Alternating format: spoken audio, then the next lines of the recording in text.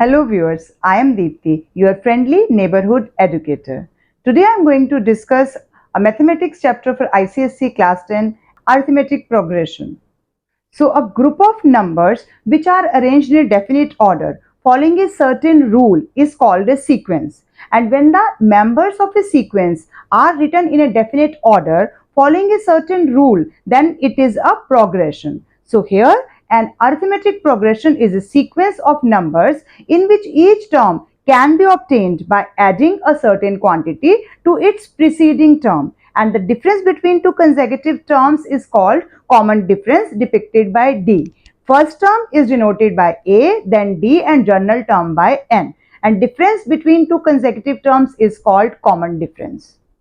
So first term is A, it means first term is A, and next term we can obtain by adding a common difference in this first term. Then next is A plus 2D, then next is A plus 3D, and so on, A plus ND. So general formula is AN, where N is the number of terms in the AP, is A plus N minus 1D. A is the first term, N is the number of terms, and D is the common difference. This is the general sequence of AP. A plus D, A plus 2D, A plus 3D. हम इस तरह से sequence ले सकते हैं. Now one simple question. The nth term of the sequence is AN का answer हमें दिया गया है 2n minus 3 है, already है. Find its 15th term. तो A15 हमने कैलकुलेट करना है. 15th टर्म यहाँ हम जो AN के लिखते नीचे लिखते हैं ये नंबर ऑफ टर्म होती है, यानी कि A15 मींस 15th टर्म हमने कैलकुलेट करनी है. तो 15th टर्म के लिए पहले हमारे पास कुछ टर्म्स होनी चाहिए. तो इट मींस हम पहले A1 कैलकुलेट कर लेते हैं. तो A1 means 2 1 minus 3, it means 2 minus 3, it means -1 हो जाएगा. नेक्स्ट इज A2, 2 n की जगह पे हमने वैल्यू चेंज करनी है 1 2, तो यहाँ पर -3, 2 2 इज 4, -3, इट मींस 1 आ जाएगा. तो A2 आ जाएगा. सिमिलरली हम A3 कैलकुलेट कर लेते हैं. 2 3 -3, इट मींस 6 -3, 6 -3 इज 3. तो आप देख रहे हैं इसके अंदर किस तरह से आंसर आ रहा है. अब हमारे को चाहिए क्या होता है, डी की वैल्यू चाहिए होती है. तो ए का आंसर हमारे पास क्या आ गया, -1, और डी का आंसर हमारे पास क्या आ जाएगा, जब हम अगली टर्म में से पिछली टर्म को माइनस करेंगे तो हमारे पास डी का आंसर आ जाएगा. इट मींस मेरे को अगर डी कैलकुलेट करना है तो A2 में से A1 को सब्ट्रैक्ट करना है. A2 की वैल्यू कितनी है, 1 है, -1, इट मींस 1 + 1, इट मींस 2. और आप चेक कीजिए कि नेक्स्ट टर्म A3 - A2 का आंसर भी 3 - 1 यानी 2 आ रहा है, क्योंकि कॉमन डिफरेंस मींस पूरी AP में ही आपके पास डिफरेंस सेम रहना चाहिए. अगर वो डिफरेंस दो टर्म के लिए अलग है, नेक्स्ट दो टर्म्स के लिए अलग है, तो वो AP है ही नहीं है. तो इट मींस यहाँ पर आपके पास D आ गया. अब सिंपल से फॉर्मूला, जनरल फॉर्मूला लगा के हम 15th टर्म कैलकुलेट कर लेंगे. A15 is equal to A plus N minus 1, यानी 15 - 1 D आ जाएगा. तो A हमारे पास क्या आंसर है, A का हमने फर्स्ट टर्म अभी क्या निकाली यहाँ पर, -1 प्लस 15 - 1 इज 14, और D का आंसर 2 है. तो -1 प्लस 14 इंटू 2 28, इट मींस 27 मेरे पास यहाँ इसका आंसर आ जाएगा. 15th टर्म का आंसर 27 बन रहा है हमारे पास. अगर हम इसको वैसे कैलकुलेट करते कि हमारे पास यहाँ यही चीज है, इसमें डायरेक्टली मैं A15 फिल कर देती, तो A15 का आंसर कितना आता है, 2, और यहाँ पर n की जगह पे 15 -3, 15 इंटू 2 कितना है, 30, और -3, इट मीन 30 - 3 इज 27. तो जब हमें जनरल टर्म n की ही टर्म्स में दी हुई है 2n - 3, तो हमें पूरा फॉर्मूला कैलकुलेट करने की जरूरत ही नहीं है. हम 2n - 3 से डायरेक्टली 1 2 भी डालने की जरूरत नहीं. n की जगह पे जो नंबर यहाँ दिया गया, यानी 15 टर्म निकालनी है, तो हम n की जगह पे 15 फिल करेंगे, -3 और 27. इस तरह के क्वेश्चंस आपको MCQ में इजीली पूछे जा सकते हैं. तो आप डायरेक्टली एक ही लाइन में इसका आंसर कैलकुलेट कर सकते हैं. बट अगर हमें कैलकुलेटिव मेथड के लिए आएगा तो हम पूरा A15 का फॉर्मूला लगा के जनरल टर्म कैलकुलेट करके आंसर को शो करेंगे, क्योंकि उसमें स्टेप्स के भी मार्क्स होते हैं. तो अरिथमेटिक प्रोग्रेशन ने हमारे काम को कितना इजी बना लिया कि हम कोई भी टर्म बहुत इजीली फॉर्मूला में डालकर निकाल सकते हैं. Next question is find the 100th term of the sequence. Sequence दी गई है हमें √3, फर्स्ट टर्म हो गई. Second is 2√3, next is 3√3. ये हमारे पास AP दी गई है, इसकी हमें 100th टर्म कैलकुलेट करना है, यानी हमें A100 कैलकुलेट करना है. तो वैल्यू ऑफ A तो सिंपली आपको दिख रहा है कि फर्स्ट टर्म √3 है. नाउ D के लिए हम क्या करेंगे, A2 - A1, इट मीन्स 2√3 - √3. तो 2x - x इसको किस तरह से, कई बार कई स्टूडेंट्स को अंडर रूट में कैलकुलेशन करने में थोड़ी प्रॉब्लम रहती है, तो आप जस्ट अंडर रूट 3 को अपने मन में कैलकुलेट करो कि ये x है। जैसे आप सिंपली करते हैं 2x माइनस एक्स, आपके पास आंसर आता है x। तो ऐसे यहाँ पर 2 under root 3 minus under root 3, it mean आपके पास क्या आ जाएगा, सिर्फ अंडर रूट 3, क्योंकि ये हमने अंडर रूट 3 को ही x माना है। तो 2x minus x is equal to x। तो वैसे भी आप 2 माइनस 1 करेंगे तो 1 ही आएगा, इट मीन अंडर रूट 3 हमारे पास यहाँ पर d आ जाएगा। हमने कैलकुलेट क्या करना है, 100th टर्म कैलकुलेट करनी है। फॉर्मूला क्या हो जाएगा, a प्लस 100 माइनस 1 यानी कि 99d हो जाएगा। a हमारे पास क्या है, अंडर रूट 3 है, 99 है। d का फॉर्मूला अभी हमने अंडर रूट 3 में कैलकुलेट किया, तो अंडर रूट 3 ही है और 99 अंडर रूट 3 है। अब यहाँ पर हम दोनों में से अंडर रूट 3 को कॉमन ले लेते हैं, 1 फर्स्ट इसमें से आ जाएगा, सेकेंड हाफ में से 99 आ जाएगा, इट मीन्स 100 बन गया। ये 100 under root 3 is the 100th term of this AP। Next type of question which can be asked in AP are find the nth term from the end of the AP। तो उसके लिए हमारे पास दो method है। First method में हम calculate कैसे करेंगे, n माइनस r प्लस 1, हम ये वाली टर्म कैलकुलेट करेंगे n minus r plus 1th term where r is the term from the end. तो इस तरह से भी हम कैलकुलेट कर सकते हैं, बट इसका सेकंड मेथड ज्यादा इजी है। सेकंड मेथड में हमने जनरली करा है वही करा है, हम पूरी एपी को ही उल्टा कर देंगे। इट मींस जो हमारी लास्ट टर्म होगी उसको हम फर्स्ट टर्म बना देंगे, लास्ट टर्म को हम फर्स्ट टर्म बना देंगे, और जो भी डिफरेंस आएगा उसको हम माइनस डी कर देंगे। अब इसको मैं क्वेश्चन के अंदर इंप्लीमेंट करके बताऊंगी, तो आपको पता चल जाएगा कि ये मैं क्या बता रही हूँ, कि हमने पूरा एपी को ही शिफ्ट कर दिया। जो मेरी लास्ट टर्म थी वो फर्स्ट टर्म होगी, इट मीन जो मेरा कॉमन डिफरेंस है बस उसका साइन चेंज हो जाएगा, क्योंकि अगर हम इंक्रीजिंग ऑर्डर में जा रहे हैं, पीछे से इधर आएंगे तो डिक्रीजिंग ऑर्डर हो जाएगा, तो साइन चेंज कर देंगे उसका। और इसको हम किस तरह से क्वेश्चन में इंप्लीमेंट करेंगे आप देखिए। दोनों में से यूज आप कोई भी फॉर्मूला कर सकते हैं, बट सेकंड वन इजी है, तो मैं सेकंड वाला लगा रही हूँ। Find the 10th term from the end of the AP. Given AP है 4, 9, 14 एंड देन 254 हमारे को लास्ट टर्म दी गई है। तो इसमें अगर मुझे लास्ट टर्म 10th टर्म पीछे से लेनी है, मतलब कि मुझे यहां से 10th टर्म लेनी है, इट मींस मैं एपी को ही उल्टा कर दूंगी, तो मेरे पास 254 आ जाएगा। अभी मुझे इसका बाकी से हमने कैलकुलेट नहीं किया, हम ऐसे छोड़ देंगे। फिर 14, 9 और 4 मींस ये मेरी लास्ट टर्म बन जाएगी, एपी ही उल्टी हो गई है। अभी इस केस में ए मेरे पास 254 यानी लास्ट टर्म फर्स्ट टर्म बन गई, और डी कितना हो जाएगा हमारे पास 9 माइनस 14। कोई भी दो कंसेक्यूटिव टर्म्स का डिफरेंस कॉमन डिफरेंस ही होता है, तो 9 माइनस 14 कितना हो जाएगा, 9 माइनस 14 इज -5। अगर मैं यहां से ले रही थी तो कितना था, 9 माइनस 4 यानी कि प्लस का 5 था। अब आप यहाँ पर कैलकुलेट कीजिए, -5 है, क्योंकि अभी हम इस एपी को कंसिडर कर रहे हैं और हमने इसकी जनरल अब 10th टर्म निकालनी है, क्योंकि हमने एपी को पहले उल्टा कर दिया।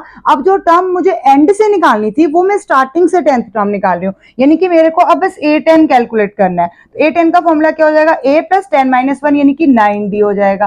तो a is 254 plus 9 and d is -5। So 254 minus 95 45 minus कर लेंगे हम, इसके पास कितना आ जाएगा हमारे पास 209। तो 209 is the 10th term from the end of this given AP whose last term is 254।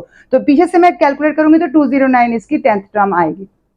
But हमने इसको इजी कर लिया कैलकुलेट करने के लिए, हमने इसी को फर्स्ट टर्म बना लिया। कॉमन डिफरेंस है बस एक नेगेटिव साइन, मतलब हमने जो भी साइन उसको चेंज कर देना है, और हम जनरल फॉर्मूला जो हम करते आए हैं a plus n minus 1d वही कैलकुलेट करेंगे और आपके पास आंसर आ जाएगा। Now next question is if the 5th and the 6th term of a AP are respectively 6 and 5, 5th term is equal to 6 and 6th term is equal to 5, this is given in the question. Find the 11th term of the AP, it means A11 हमें calculate करना है। अब 5th term है तो आपको पता है A5 calculate करने का फॉर्मूला अब तक तो याद हो गया होगा, a प्लस 5 माइनस 1, जितना यहाँ है n उसको एक रिड्यूस कर दीजिए 5 माइनस 1 यानी कि 4d हो जाएगा। तो a प्लस 4d का आंसर हमें 6 दिया गया है। सिमिलरली a6 अगर हम लेंगे तो 6 माइनस 1 यानी कि 5d का आंसर मुझे 5 दिया गया। तो a प्लस 4d 6 के इक्वल है, a प्लस 5d 5 के इक्वल है। अब इसमें से किसी भी एक इक्वेशन को अगर हम सब्ट्रैक्ट कर देते हैं, मान लीजिए कि मेरी फर्स्ट इक्वेशन है और ये सेकंड इक्वेशन है, हमने इन दोनों को यूज कर लिया, यानी कि 2 माइनस 1 करके हम कर लेते हैं। तो a प्लस 5d है इज इक्वल टू 5 और नीचे a प्लस 4d है is equal to 6, minus minus minus, minus का मतलब होता है सबके साइन चेंज कर दिए, तो ए कैंसिल हो गया, यहाँ पर कितना आ गया 5 माइनस 4, तो d प्लस का आ जाएगा, और यहाँ पर -1, यानी d का आंसर हमारे पास क्या आ जाएगा -1। अब d -1 इन दोनों में से किसी भी एक वैल्यू में सब्स्टिट्यूट कर देंगे तो a का आंसर आ जाएगा, तो a प्लस 4 d की जगह पे -1 इज इक्वल टू 6 है, it means a is equal to 6 और -4 उधर जाके +4 हो जाएगा, यानी कि a का आंसर हमारे पास 10 आ गया। तो a का आंसर 10 है, d का आंसर -1 है। अब आप 11th टर्म अगर निकालेंगे तो a11 is equal to a plus n-1d, यानी कि 11 - 1 यानी कि 10d, तो a प्लस 10d डायरेक्टली हम भर सकते हैं, a का आंसर 10 है प्लस 10 है, d का आंसर -1 है, सो 10 - 10 इट मीन्स 0, तो हमारे पास इसका आंसर क्या आ जाएगा 0। इट मीन्स इस AP की 11th टर्म जो है वो 0 के इक्वल आ जाएगी। डरना नहीं है, यही आंसर ठीक है, आप क्रॉस चेक भी कर सकते हैं ऐसे क्वेश्चंस के अंदर। Next important property of AP is how to find the arithmetic mean. Arithmetic mean को हम a.m से डिपिक्ट कर सकते हैं।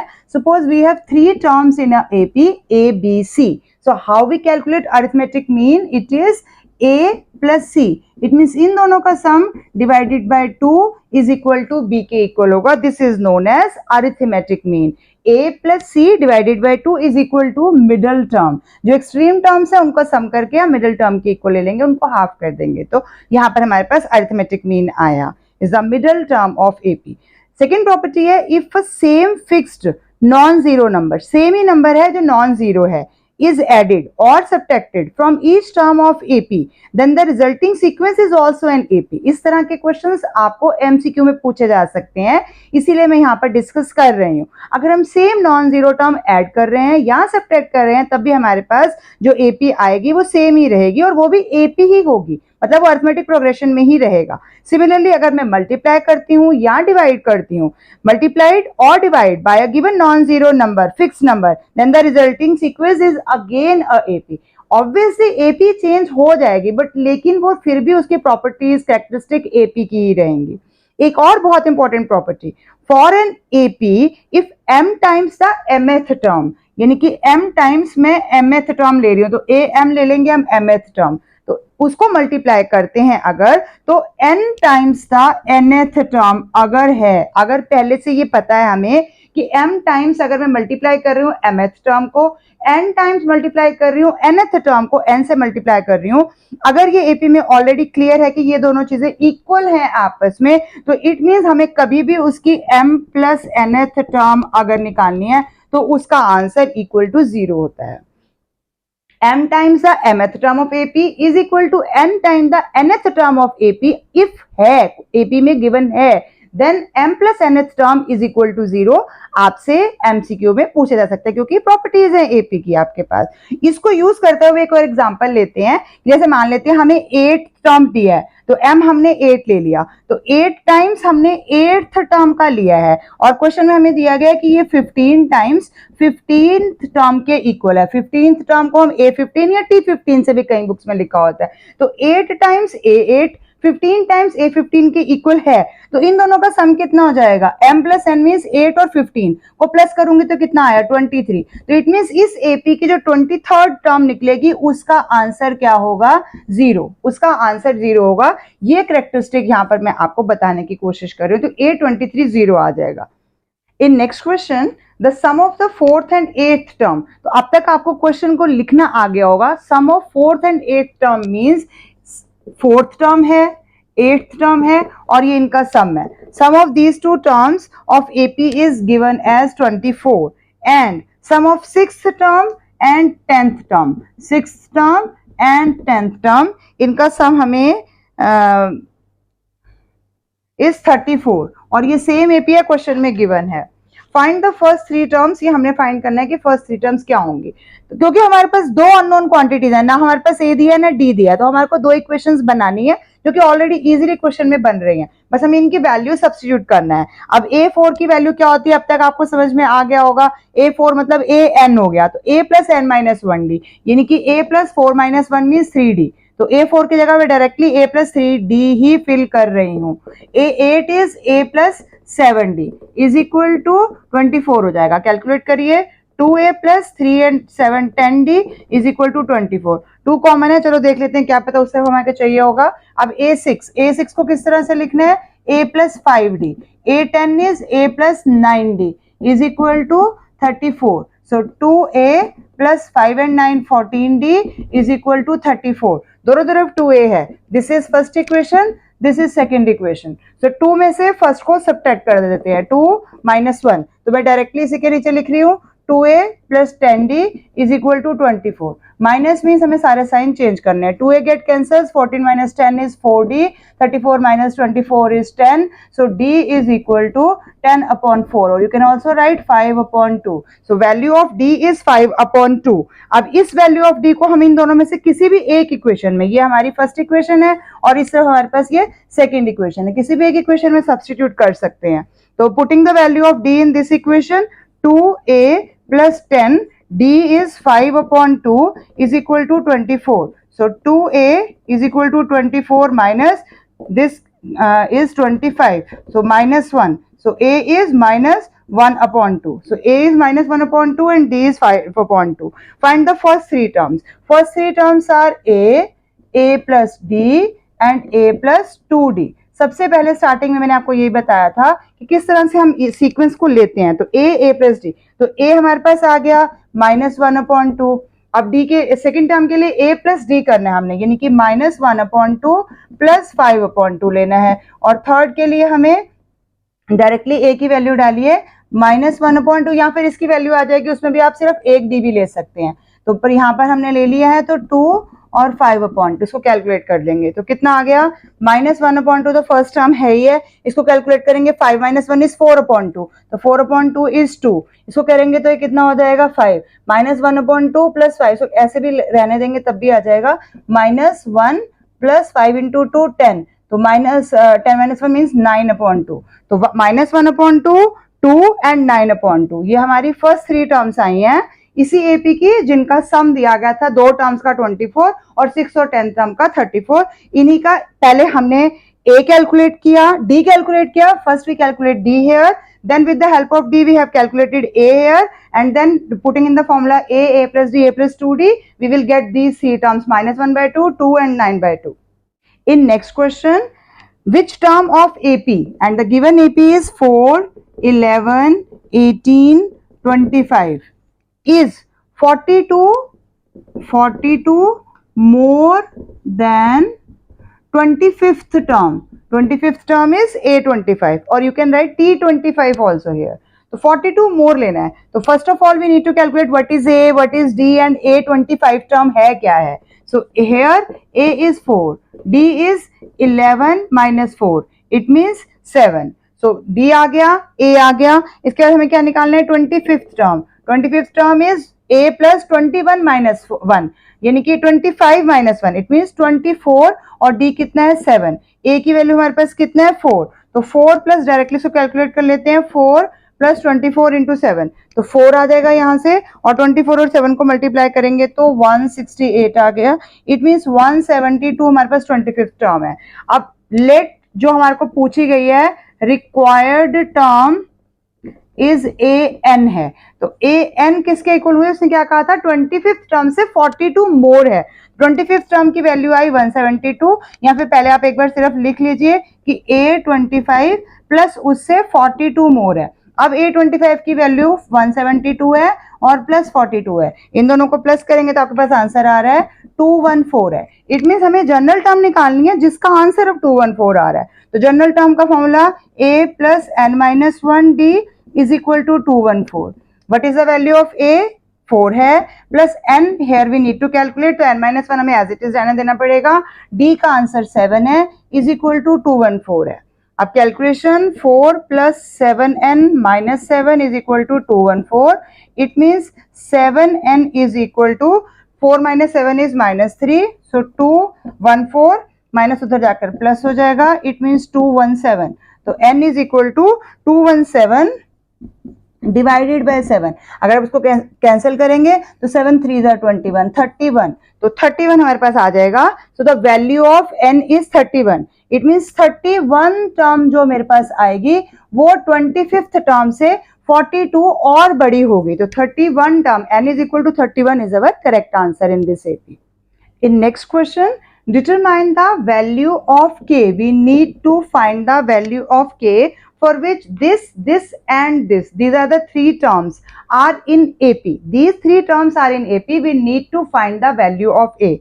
Now we know if the terms are in AP, then क्या होगा, उनका बीच का कॉमन डिफरेंस इक्वल होना चाहिए. इट मीन्स अगर ये हमारी फर्स्ट टर्म है, ये सेकेंड टर्म है और ये थर्ड टर्म है, तो क्या होना चाहिए, a2 minus a1 is equal to a3 minus a2 if these terms are in AP, जो कि क्वेश्चन में दिया गया है कि ये AP में है, तो a2 में से a1 को माइनस कर देते हैं, तो 2k square plus 3k plus 6, ये मेरे पास a2 की वैल्यू है, माइनस a1 की वैल्यू है k square plus 4k plus 8. Similarly हम a3 की वैल्यू सब्स्टिट्यूट करेंगे, 3k square plus 4k plus 4 minus a2 की वैल्यू कितनी है, 2k square plus 3k plus 6. Simplify करना है आपको, 2k स्क्वायर है, इसके साथ यहाँ पर माइनस k स्क्वायर हो जाएगा, 3k है, इसके साथ माइनस 4k हो जाएगा, 6 है, माइनस 8 हो जाएगा. Similarly on right hand side 3k square minus 2k square plus 4k minus 3k plus 4 minus 6. Calculate कीजिए, 2k square minus k square it means k square, 3k minus 4k it means minus k, 6 minus 8 is minus 2. Similarly, here this is k square, this is 4k minus 3k, it means k, and 4 minus 6 is minus 2. So here k square get cancelled, minus k plus 2, और इसको भी हम उस तरफ ले जाते हैं तो कितना आंसर आ जाएगा आपके पास, k plus k, तो कितना है 2k. 2k is equal to value is minus 2 and then plus 2. So 2k is equal to 0. It means value of k is equal to 0. तो आंसर जो है हमारे पास k का 0 आना है. अब इसको हम चेक करेंगे क्योंकि गलती लग सकती है ना, पेपर में लगेगा कि ओहो आंसर तो 0 आ गया, मेरा क्वेश्चन गलत है. काटना नहीं, पेपर में कभी भी क्वेश्चन जैसा भी लगे कि गलत हो गया, कभी भी उसको ऐसे क्रॉस नहीं करना है. अगर आपको गलती लगेगी भी तो आप बाद में काट सकते हैं, पर पहले उसको क्रॉस चेक कीजिए.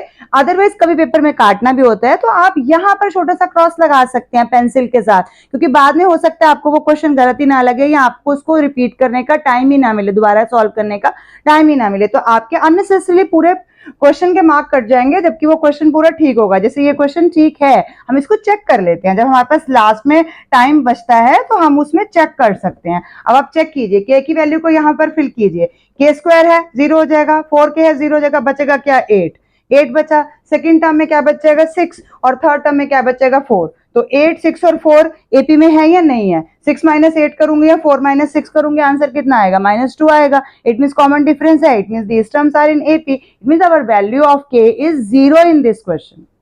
इन next question, the sum of second term and seventh term. Second term and seventh term, sum of second and seventh term of AP is equal to 30. ये फर्स्ट इक्वेशन है. सेकंड इक्वेशन के लिए if it's 15th term is 1 less than twice of its 8th term, 1 less than twice of its 8th term. 15th term is 1 less than twice of its 8th term, means हम -1 करेंगे और 8th term का हम twice करेंगे. Normal हम value substitute करेंगे क्योंकि दो अननोन क्वांटिटीज है, ना हमें a पता है ना d पता है, तो ऐसे क्वेश्चंस में हमेशा हमारे पास दो इक्वेशंस फॉर्म होंगी. उन दो इक्वेशंस को आप किसी मेथड से सॉल्व करके आप a और d की वैल्यू को, अननोन्स की वैल्यू को निकालेंगे.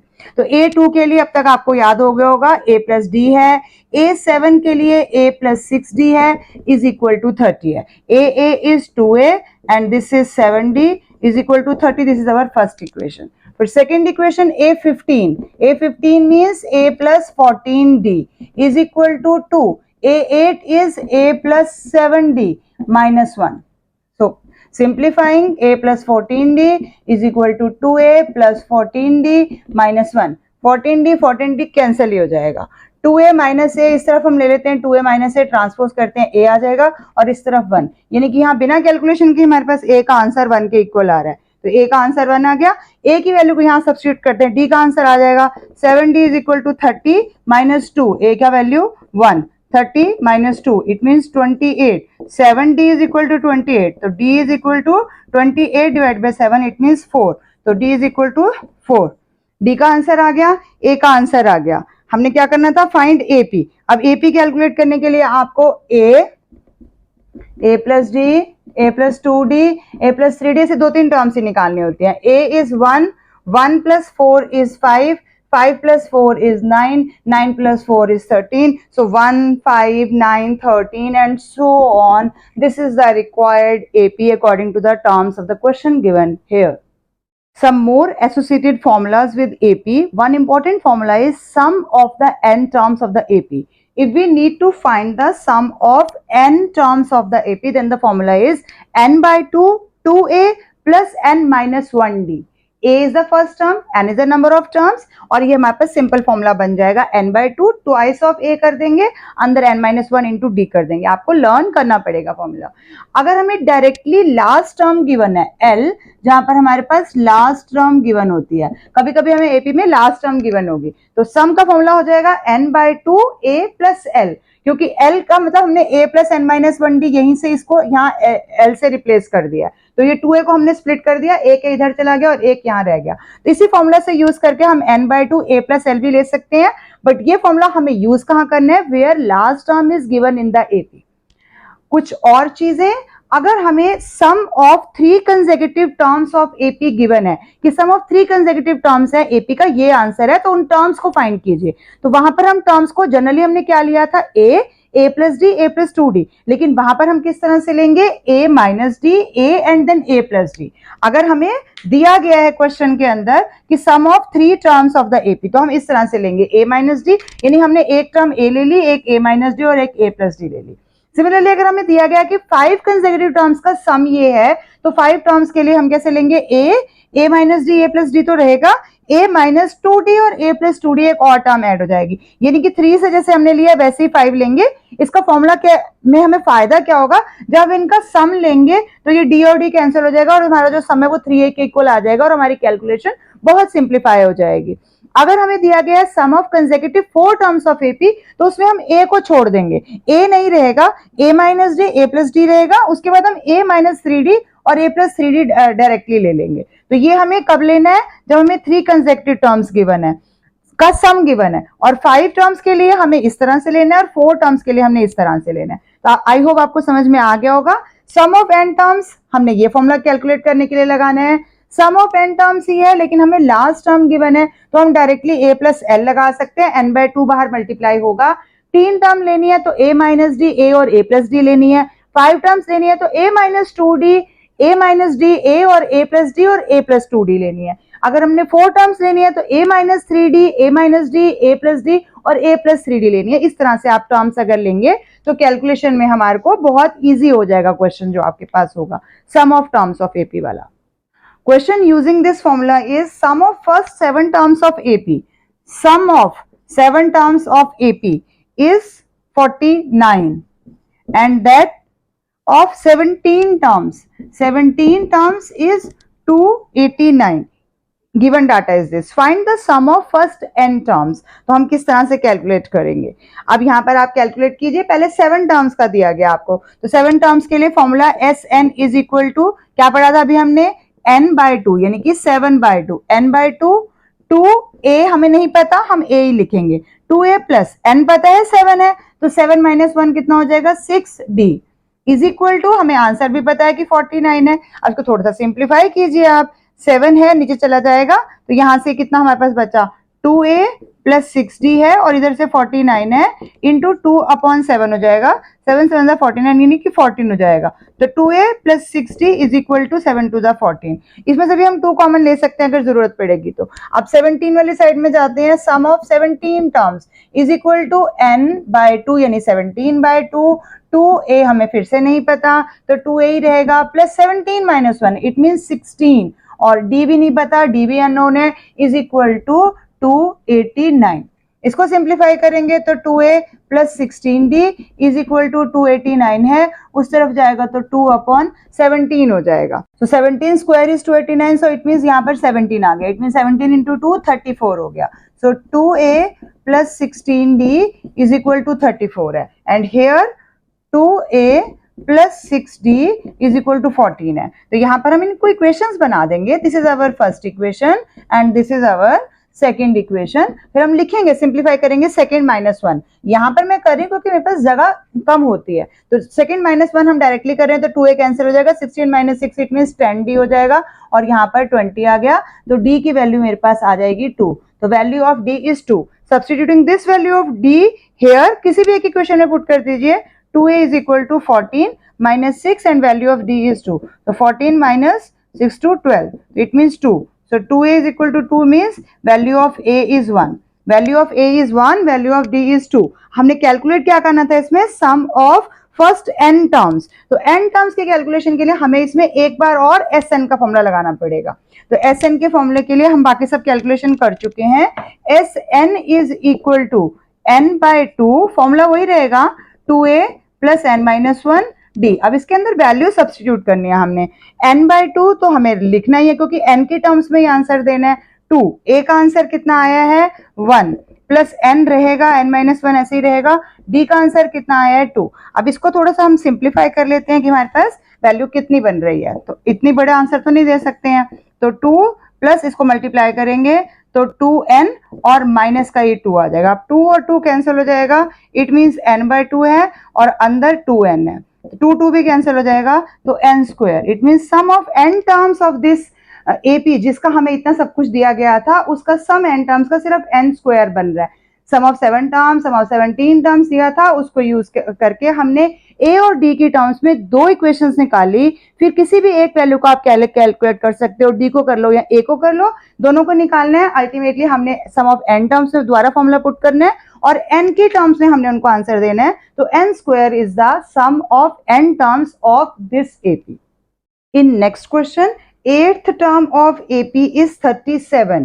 It means A8 is equal to 37. And what is the formula for A8? General term दी गई है, तो A plus 8 minus 1, it means 7D is equal to 37। ये फर्स्ट इक्वेशन हमने डायरेक्टली निकाल ली। सेकेंड चीज हमें दिया गया, दो इक्वेशंस चाहिए तभी दो अननोन क्वांटिटीज सॉल्व होंगी। 15th term is 15 more than the 12th term। तो 12th टर्म है और उससे 15 मोर है तो 50। 15th term is 15 more than the 12th term, तो A12 प्लस 15। अब इसको थोड़ा सिंप्लीफाई करते हैं, A15 को हम A plus 15 minus 1 means 14D लिखेंगे, इस तरफ A प्लस 11D लिखेंगे प्लस 15, तो A कैंसिल हो जाएगा, 14 minus 11 it means 3D is equal to 15, D is equal to 5, 3 5 15, तो D is equal to 5। Now put this value of D here, we will get the value of A is equal to 37 minus 7 and value of D is 5. 37 minus 35, it means 2. So value of A is 2. Value of A is 2 and D is 5. Now next is sum of 20 terms of this AP. तो sum of 20 terms के लिए हमें क्या चाहिए, S20. S20 का formula क्या है, n upon 2. It means 20 upon 2. 2a, a क्या है अभी हमने कैलकुलेट किया, 2a, a means 2, 2a plus n minus 1, n minus 20 minus 1, it means 19 and D is 5. So 10, 4, 19 into 5, 9 5 are 45, 4, 95. So 10, 95 plus 4 is 99. So 990 is the sum of 20 terms of this AP जिसके बारे में हम अभी बात कर रहे हैं। Now application of AP, it means word problem. Split 207.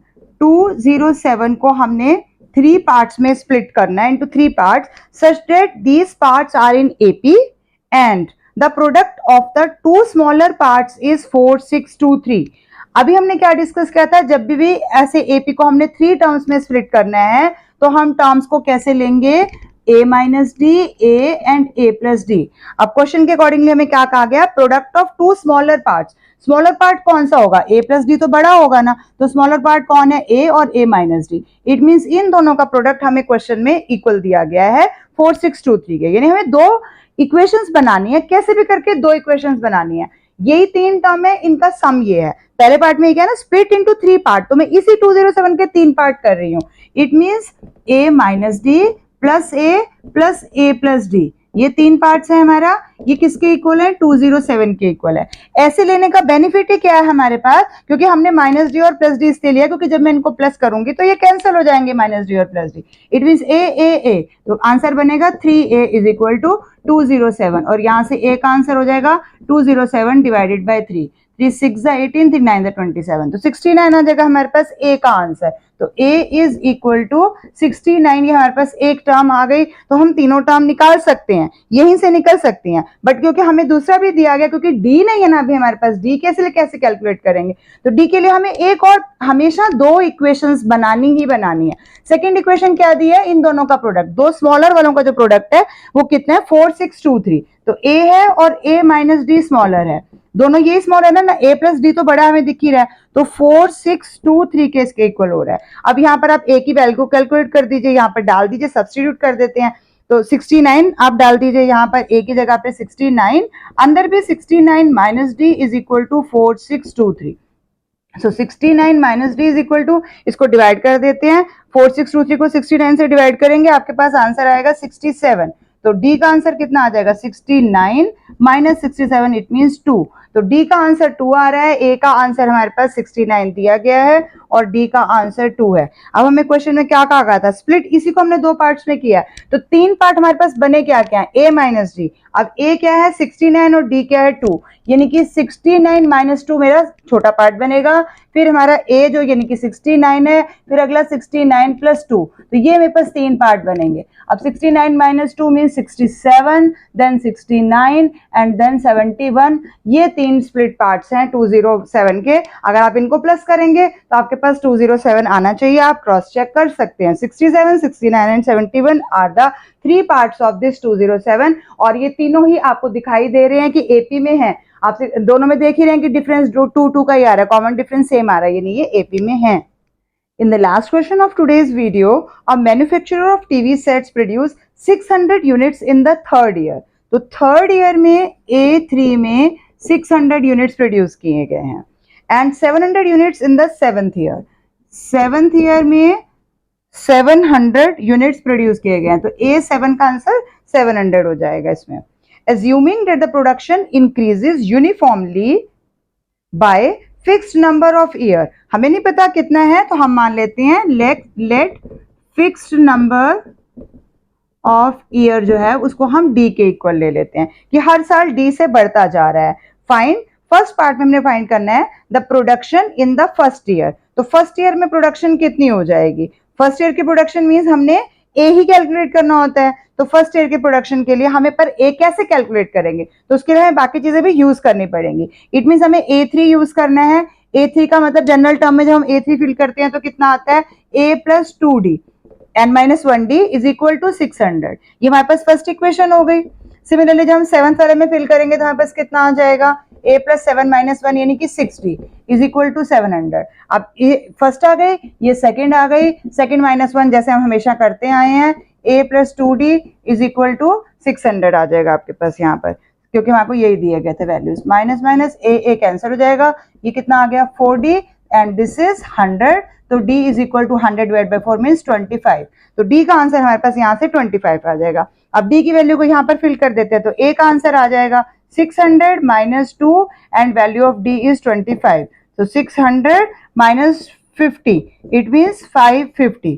So value of A यानी कि हमारा फर्स्ट पार्ट का आंसर उसने क्या बोला है, production in the first year. तो production in the first year is equal to A is equal to 550 TV sets बने हैं। हमें कंप्लीट स्टेटमेंट देना है क्योंकि ये वर्ड प्रॉब्लम है।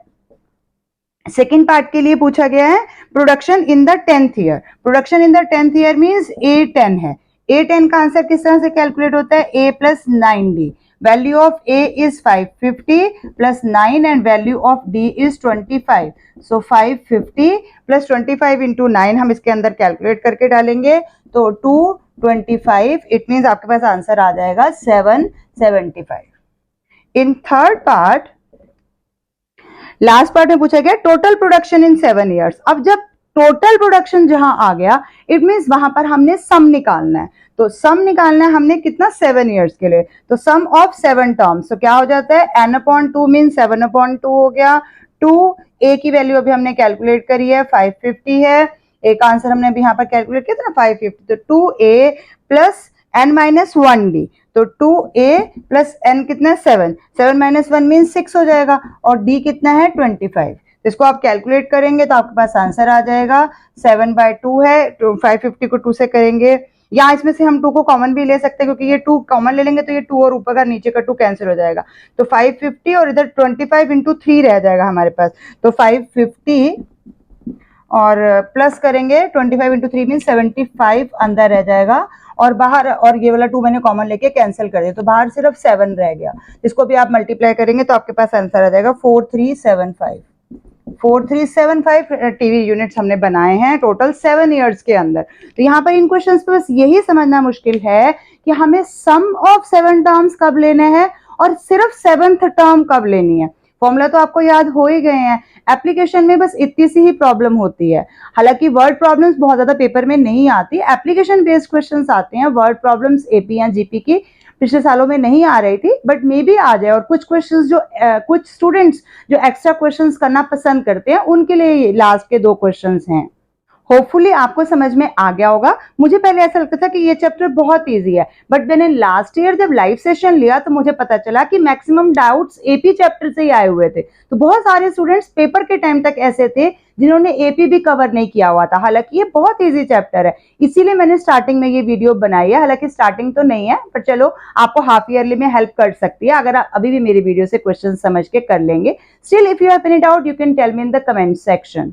Thank you for watching till the end. Keep watching, sharing and subscribe to my channel.